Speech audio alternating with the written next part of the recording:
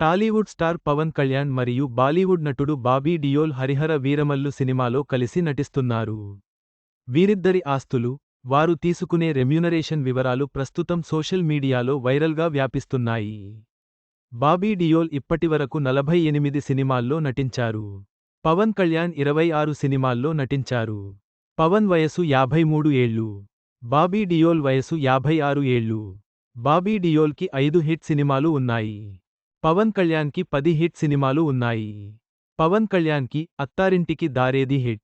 బాబీ డియోల్కి యానిమల్ హిట్. పవన్ కళ్యాణ్ ఒక్కో సినిమాకి 50-60 కోట్లు తీసుకుంటారు. ఉస్తాద్ భగత్ సింగ్ సినిమాకి 170 కోట్లు అని ప్రచారం ఉంది. బాబీ డియోల్ ఒక్కో సినిమాకి 4-8 కోట్లు తీసుకుంటారు. పవన్ కళ్యాణ్ ఆస్తి 164.53 కోట్లు అని సమాచారం.